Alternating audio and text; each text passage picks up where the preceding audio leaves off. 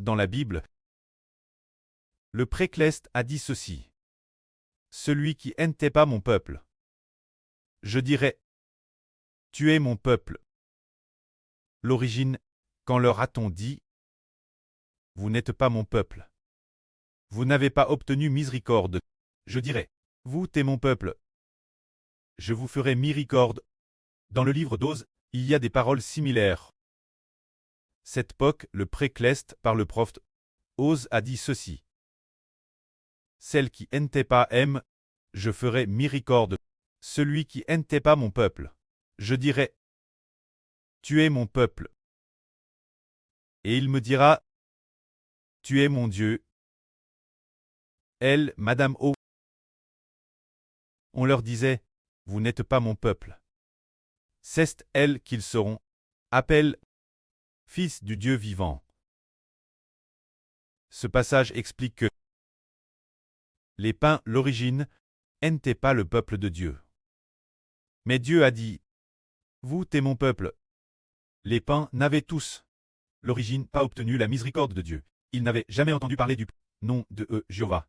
Mais Dieu a dit, vous avez obtenu miséricorde. Quelle en est la raison?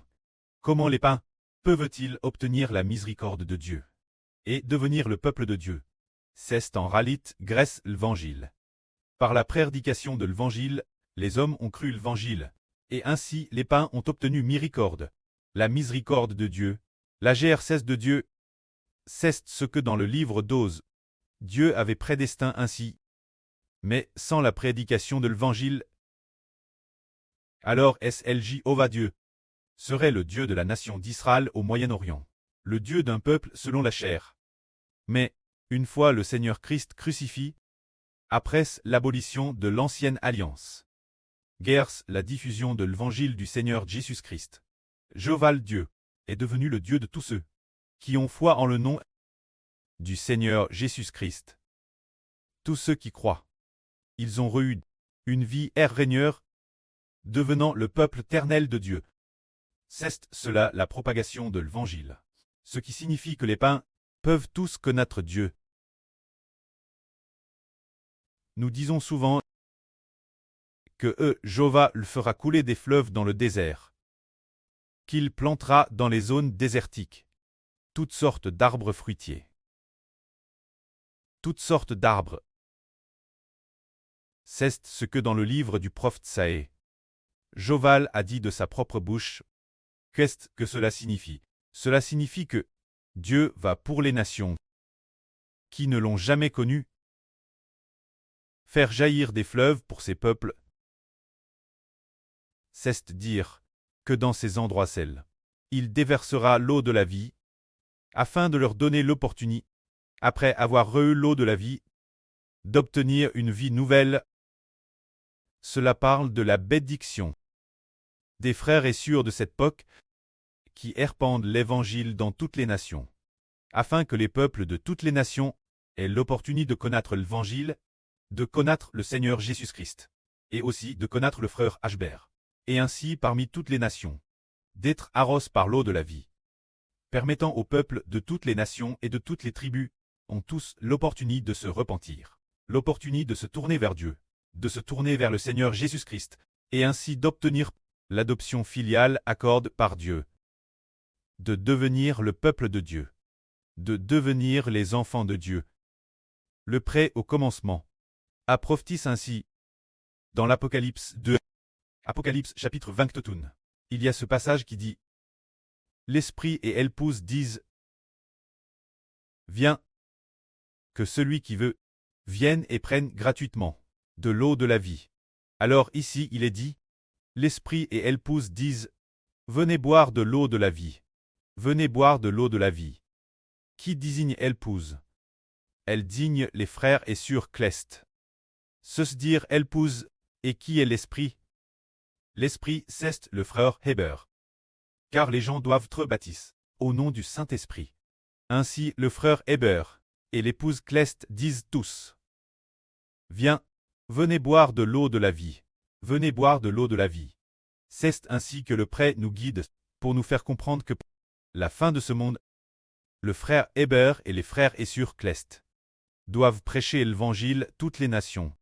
Quand il sera prêche toutes les nations, il est dit, l'Esprit et l'épouse disent, venez boire de l'eau de la vie, venez boire de l'eau de la vie. Cela signifie que leur vie quittait l'origine comme un désert. Oh, rien ne pousse, et que ces gens qui n'avaient jamais entendu le nom de Dieu, ni entendu parler du salut du Seigneur Christ, et n'avaient jamais reçu la GR16 de Dieu, reçoivent pourtant la GR16 de Dieu qui leur donne l'eau de la vie. Ainsi, un grand nombre de personnes viennent ensemble recevoir l'eau de la vie. Tout comme aujourd'hui, nous avons DJ commence des frères et sœurs traduisent en plusieurs langues. Traduisant la vie du frère Heber en plusieurs langues, n'est-ce pas elle, l'œuvre de l'esprit et de l'épouse? C'est bien l'esprit et l'épouse qui accomplissent cette grande œuvre. Ainsi, les gens de toutes les nations ont l'opportunité de nous entendre prêcher la vérité. En l'écoutant, ils reçoivent la guerre, ce qui accomplit précisément ce qui est dit dans l'Apocalypse. L'esprit et l'épouse disent, venez boire de l'eau de la vie. Quand Israël, cependant, ce pays du Moyen-Orient qu'est Israël.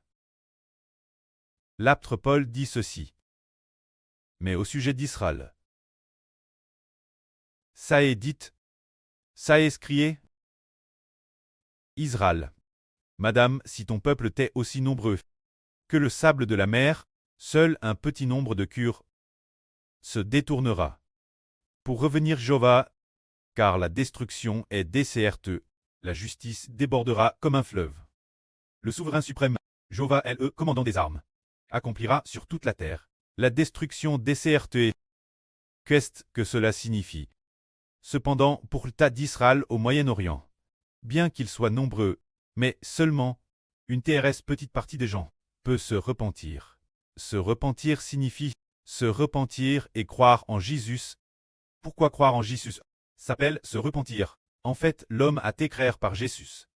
L'homme a été créé par Jésus-Christ et Dieu. Se repentir signifie que le cœur de cette personne peut se repentir et se tourner vers Dieu, se tourner vers le Seigneur Christ. C'est pourquoi il est dit ici que seule une minorité de personnes peut revenir sur ses pas. La plupart des Israéliens du Moyen-Orient ne se sont pas détournés. Jusqu'à ce que la grande tribulation arrive, beaucoup de gens ont été détruits, de très nombreuses personnes ont été par Dieu travers la grande tribulation détruite.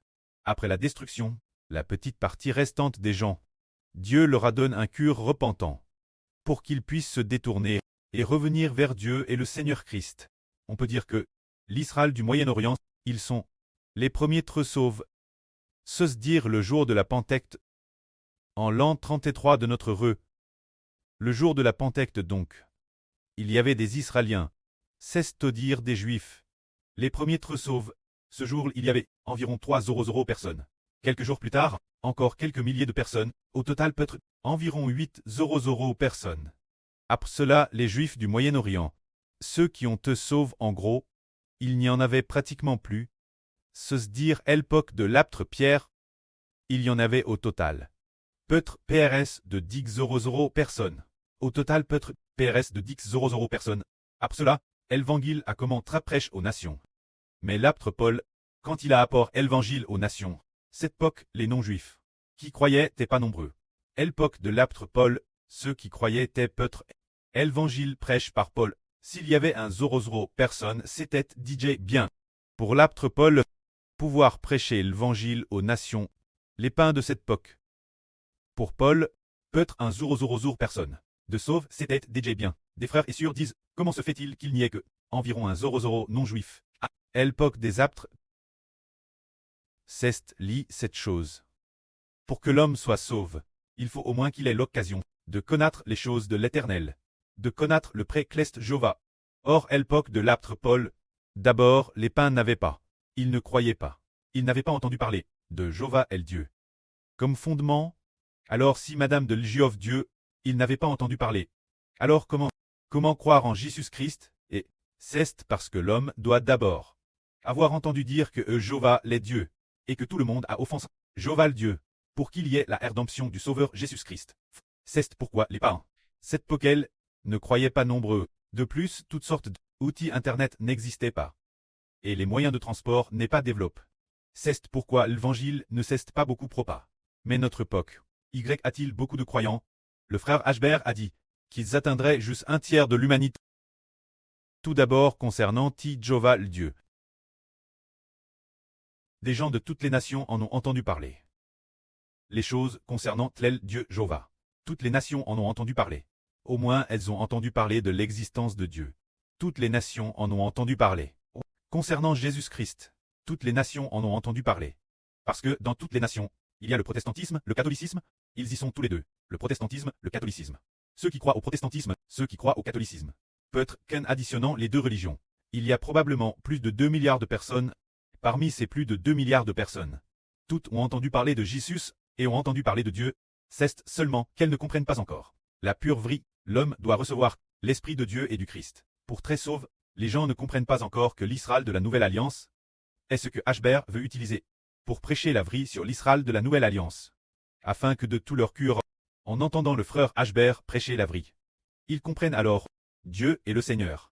Cela veut dire que, durant ces 2000 ans, depuis la crucifixion du Seigneur Christ jusqu'aujourd'hui, une période d'environ 200 ans, le christianisme, non pas l'évangile du Christ, les doctrines du christianisme, se sont propagées dans le monde entier. Plus ou moins de gens ont lu la Bible et ont entendu parler de Jésus-Christ. C'est seulement qu'ils n'ont pas encore eu, qu'ils n'ont pas encore trouvé de berger. Si au premier cycle de notre l'apôtre Paul et les 12 apôtres, s'ils étaient les bergers, alors une fois que ces apôtres sont décédés, l'humanité n'a plus eu de berger. Jésus-Christ n'a pas envoyé d'autres bergers. Les 12 apôtres sont tous décédés. L'apôtre Paul est également décédé.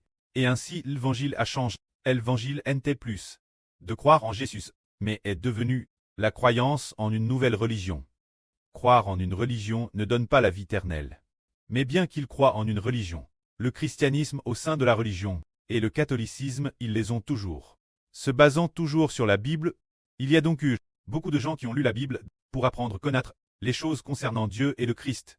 But they had no way de recevoir l'Esprit de Dieu et du Seigneur, ni de pouvoir pleinement saisir les mystères de Dieu jusqu'à la fin du monde. Oh, l'Esprit de Dieu et l'Esprit du Seigneur se sont plaqués en son propre Fils. Le frère Ashbert, ainsi le frère Ashbert prêche la vraie, traduite avec précision. Et grâce à cette époque, oh, l'Internet se développe grande vitesse. Et oh, les moyens de transport sont terrestres développent. Tous les peuples de toutes les nations ont des téléphones portables, et les téléphones portables, et tous peuvent entendre l'évangile. Grâce à cet outil pour l'évangile, et sur cette base d'entendre l'évangile se répandra sûrement dans toutes les nations. Toutes les nations et tous les peuples ont concernant Jéhovah, Dieu et le Seigneur Jésus-Christ concernant ces choses. DJ entendu parler un peu. Ainsi, toutes les nations vont cette époque. Il faut croire au Seigneur Jésus. Et c'est pourquoi aujourd'hui on dit que l'évangile doit être prêché toutes les nations et tous les peuples. L'origine, il n'y avait pas de peuple connaissant Dieu, mais en cette époque, ils le connaîtront sûrement. Ceux qui n'ont jamais entendu parler de Jésus, en cette époque, ils en entendront tous parler. Et beaucoup de gens croiront jusqu'à atteindre un tiers de l'humanité. Qui pourra être amène au royaume des cieux. Que la gloire soit auprès et au Seigneur. Amen.